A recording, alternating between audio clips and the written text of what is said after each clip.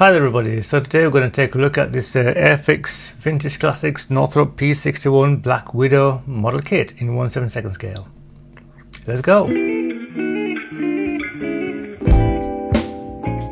Hi there everybody, so welcome to this First Look Friday, in which we take a look at Airfix Vintage Classics P-61 Black Widow by Airfix. So this is, as you can see, vintage classic, so basically that means it's one of the older kits that's been reboxed or remade or re-released rather for current or for current day. What am I trying to say?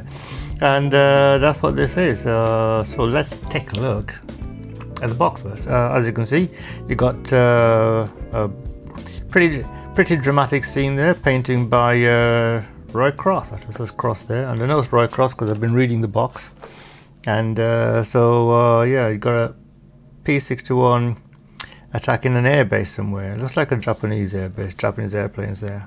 So also some words down the bottom here. You got model kit, maquette à monter, model Bausatz, modello a scala, Bau model, maquette para montar, Plastigats, Plastbigats, Plastbigsats. I don't even know what language this is. Rakenosara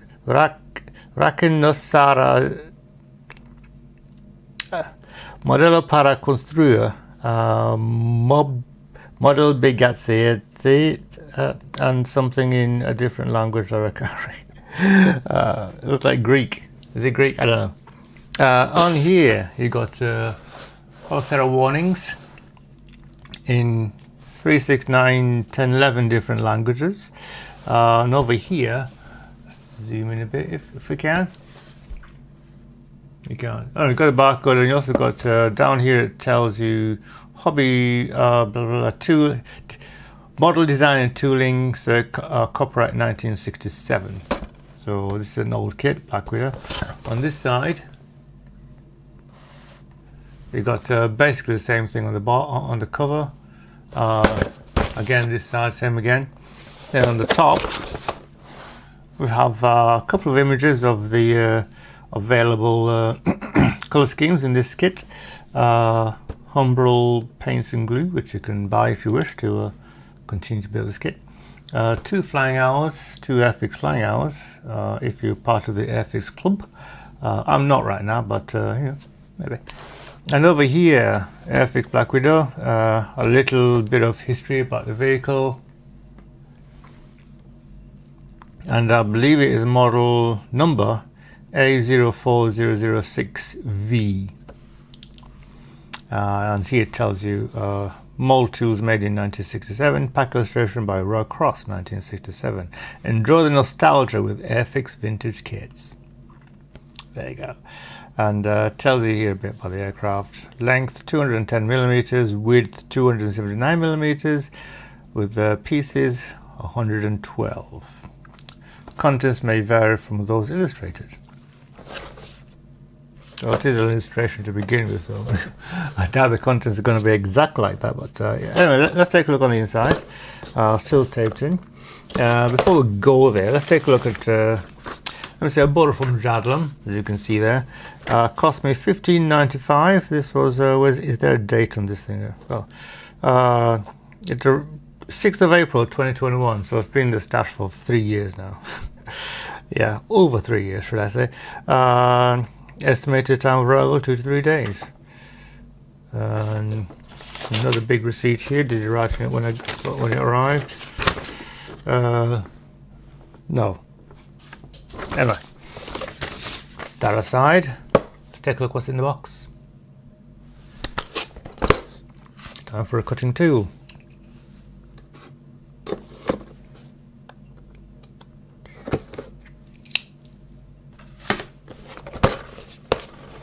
So first time I'm looking at one of these things. It's been a very, very long time since I've had an older Airfix kit. I was taking a look at one anyway. And adjustment here. And it looks larger than I was expecting. Now already, before even taking it out, I can see that It has all the hallmarks of the older Airfix kits. Raised rivets, very dense raised rivets. You can feel them through the thick plastic bag. So one bag with lots of bits in it, and instruction manual. So before we go anywhere, let's take a look at the instruction manual. So you got basically a large A4, A3 sheets actually. There you go. Nice little decal sheet here. We'll take a look at that later. And so let's look at these bits first. So instructions again: 1, 2, 3, 4, 5 languages: English, French, German, Spanish, and SV, which I think is Swedish. You got your assembly icons down here, so things to look out for when you are assembling this kit. Assembly phase: the corner triangle. That for cement, that for donut cement. Symmetrical assembly. Alternative parts: repeat this operation that many times. And also other things, got decals. Crystal parts add weight, which we probably will do for this kit. Remove by filing, drill or pierce, cut, and Humbrol paint number. Oh, Humbrol paint numbers. I'm gonna have to figure out what the numbers are. Well, I won't actually, because yeah, as I failed to mention at the beginning of this review, this is going to be part of the Rebel Fantasy Squadron, Fancy Rebel Squadron as it were. So I'm not going to finish it, well, unless I get another one at this scale. I'm not going to finish it in those colours, unless of course I decide to get another one instead. And just this, yeah, whatever. Let's continue with this review. Okay, so the instruction manuals, the instructions here look very busy, as you can see from this image here. Let's get you closer to that. Yeah, there's a lot going on here. Just one big exploded diagram for showing all the bits. Yeah, so about the part numbers, the parts appear to be numbered in assembly order, sort of. So I'll probably go with that. There's very little detail in the cockpit. You've got a tiny dashboard there with what looks like a decal, so you've got a decal for that. Lots of glass, clear parts, so let's see. But anyway, so you start off basically with the cockpit as usual, which is the main body and on the wings and everything. So a little, I assume these are guns or radiators there, guns there, or I have no idea what these things are. Again, it doesn't tell you, unfortunately, but there you are. Over here, section 2. So we've got 2 build sections so far. You're doing the rest of it. It's mostly with the outboard booms and the tails, undercarriage, engines and stuff. And then you got a whole shed load of bombs, fuel tanks or bombs. Got a choice. Or maybe you can mix them up, you know. A couple of bombs, a couple of fuel tanks. Anyway, and on the back you got nothing. And there you go. So hopefully they've got a new version. This will be, I do like the look of this aircraft, and hopefully they'll probably produce new tooling of this kit with some better instructions than this. This is yeah, this is what we had to deal with back in the old days, and we got away with it then, so it shouldn't be too much of a hassle to do it now. Anyway, that's that. Put it to the side. Let's go next to the color callout, the color sheet, which is in color. So you've got a choice of a black one and a black one with a white nose. So this one is a 6th Night Fighter Squadron, United States Army Air Force, Eastfield, Saipan, in the Mariana Islands in 1944. So basically got the decals. You also got decals for the propellers as well. A little decal there that's hidden on the other side. So this one is a 548th, all in, there you go, 548th Night Fighter Squadron, United States Army Air Force, Lashima Island, Okinawa Prefecture, Japan, 1945. So, and at the bottom down here says manufactured by Hornby Hobbies Limited, Westwood, Margate, Kent. And there's a phone number, address, and so on. Anyway, that's the colour call-outs. We've got some nice looking decals you can add to it. The pretty lady decal on the front included. Or is it? Let's find out with the decals. And happily for you, it is. So the decals are printed by Cartograph, it says in the box. Let's get slightly closer in. And they do look very nice. Common parts there, and then you've got the these different parts here. And so for the 5/4/8 NFS, you've got the lady. So yeah, and that's the decals, which do look very nice actually, I've got to say. So I'll put a little piece of paper back on. Get a little bit of tape to keep the decals together. As I mentioned, or as I tried to mention before, I don't think I'll be using these decals, at least not on this particular model, but maybe I'll keep them for something else. Okay, so that's the paperwork. Let's take a look at the plastic, the bit you've all been waiting for. Plastic, big plastic bag. Get the old scissors, and what shall I do? I'll do something different.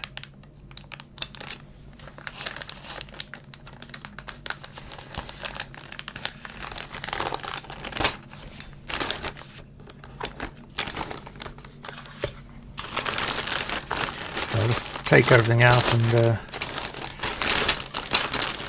just take a look at it at random.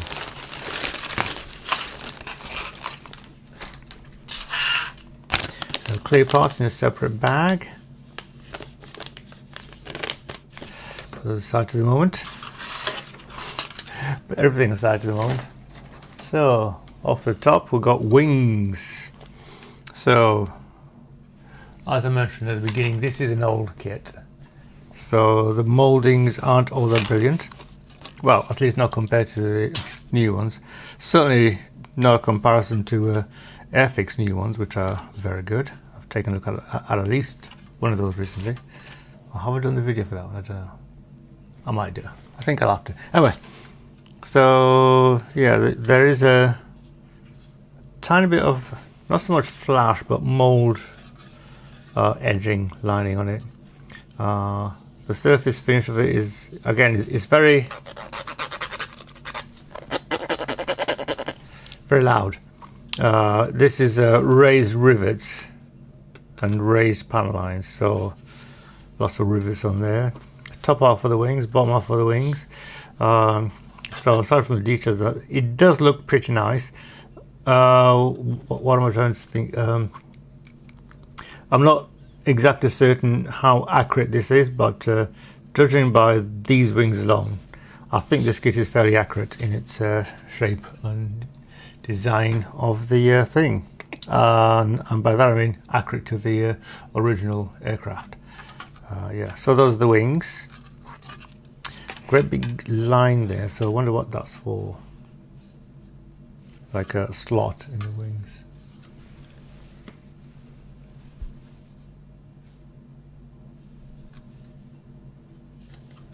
Both top and bottom. So it looks like this indicates that something goes straight through the wing. Not sure what that is. I guess we'll find out. Does the instruction manual mention that? I'm going to take a look. Well, it would, but you know, this is what happens when you don't take a good look at the instructions.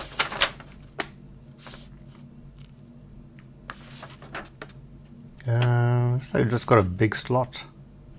I'm assuming this may be it. Part 43 and parts 44. So either go inside the wing or through the slot, but it doesn't say that on the instructions, so something to look out for, I guess, if you're building this. Actually, and if you have built this and you know exactly what's going on there, or if you're an Airfix person you're watching this, unlikely I know, but you can probably give us a bit of a instruction about what exactly that is. Yeah. Next sprue off the top. So this one has bombs, the tail booms. Zoom out a little bit. You've got the tail booms on this one, one half of the main body, fuselage, and a wing. Sorry, and a propeller with a board around it. So, yeah, that's going to be tricky to clean up because it's connected at the corners, at the propeller tips, which is going to be tricky. And we've got the main tail boom there. So two parts. So that's the moving part of the edge, and this is the main part of it, fixed part, which is in two pieces. Landing gear over here, some little things there, don't know what these are. Oh, I think all these are part of the landing gear. Nose and main gear. And yeah, bombs over here, tails of the bombs. As you can see there's very little detail on the inside of this fuselage. So looks like the interiors are not something that one needs to worry about. Certainly the older kits didn't really do that, really, in my experience. Unless of course they're making larger scale kit. But for 72 scale kits, yeah, interiors were really, you know, more hinted at than heavily detailed. So anyway, that is sprue at tree number. It doesn't tell me, does it? I mean, you've got numbers on here ranging from 12, I can see there, all the way to 104. Next sprue off the top. So you got the other tail boom, I'm guessing. Move these out of the way a bit more.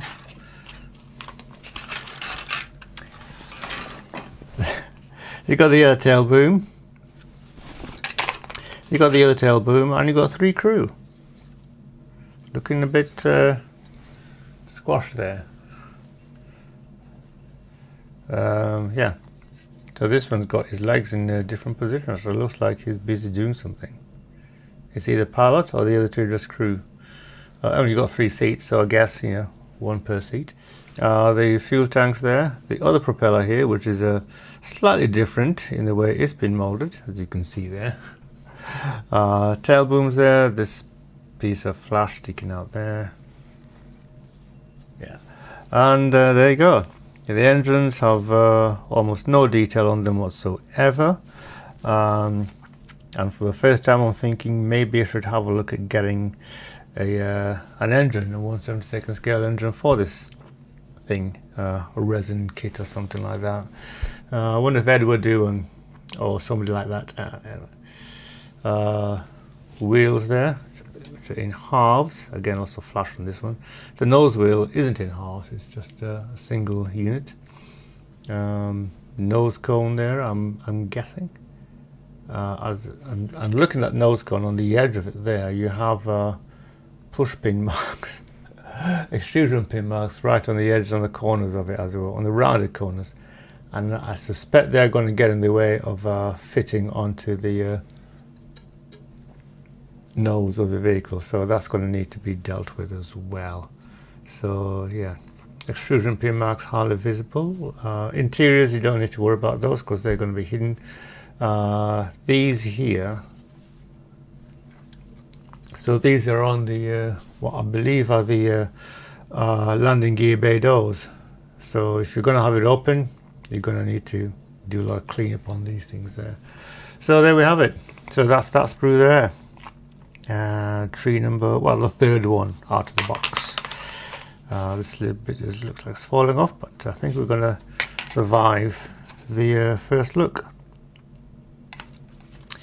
Sit that way up.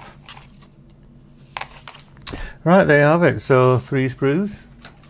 Can you get them all in? No, I can't. Anyway, that's all the plastic in this kit. The plastic is that old style light grey plastic. So I'm guessing this is the Indian one. Yeah, made in India. So, but there's still 1 sprue left, which is the clear pieces. So let's take a look at those. clear parts in a little bag. Not the prettiest clear parts I've seen. Even just looking through the plastic bag, I can see that they're not all that.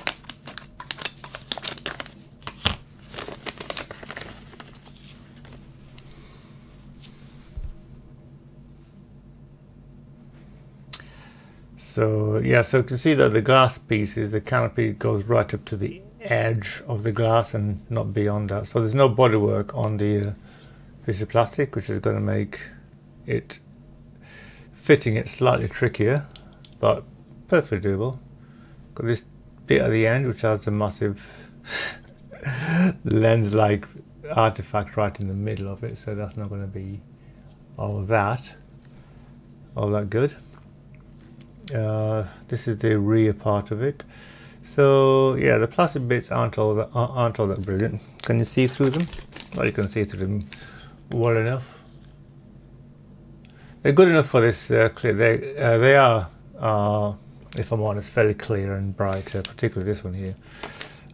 Lots of masking going to be required for this, so maybe a third-party masking set may come in handy for this thing. You've also got these two little pieces here, which I'm assuming are some kind of landing light. But yeah, parts 32 and 31. See if you can recognize them. Yeah, they go on the wings, and well, they go somewhere on the wing.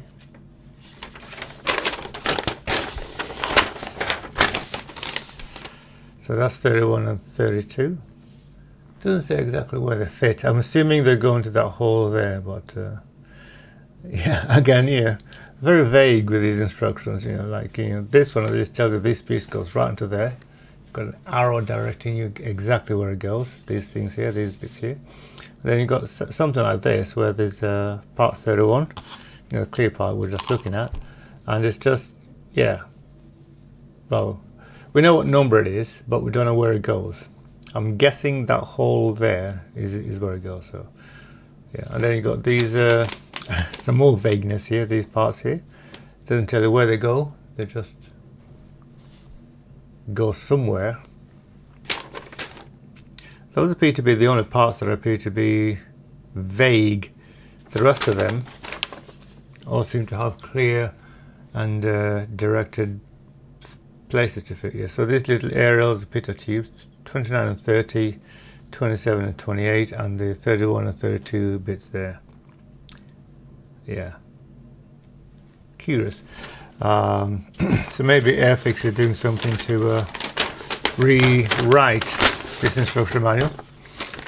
So yeah, so these are things that one finds out when one takes a look at a kit. So so a little tip: if you are starting in this hobby and you want to get the best out of your model, take a good look at the instructions and then take a good look at the parts and just see if the instruction process shown in the manual goes well or fits with the parts that you have, and that it tells you exactly where they're going. Because if they're not, if it's vague like they are there, then you're going to have to just, in some cases, just guess, which is not a good thing. Sometimes, like with these pieces, there'll be like a clearly designated space for them to fit.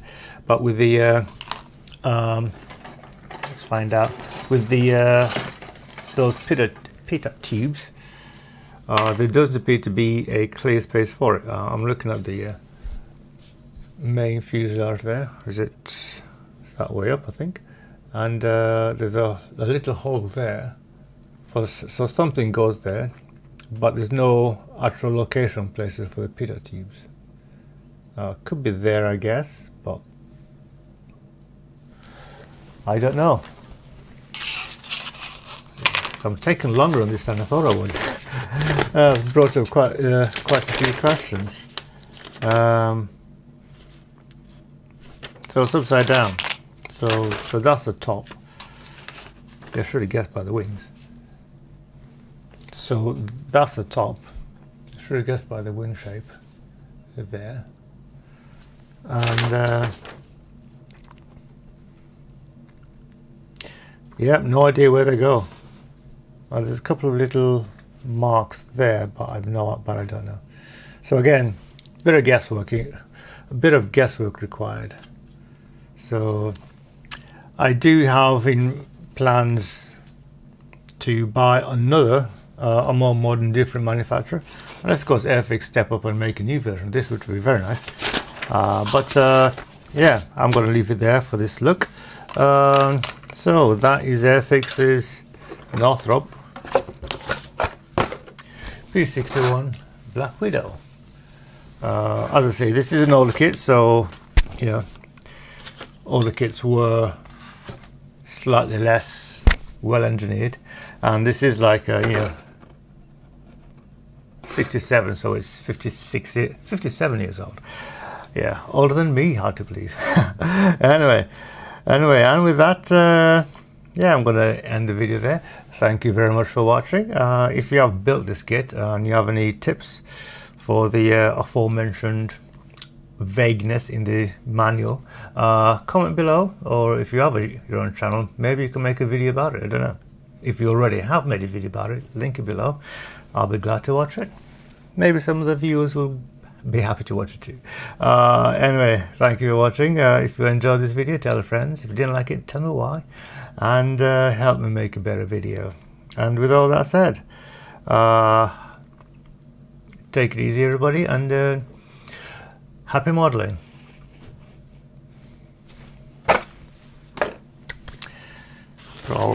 Put it all back in the bag.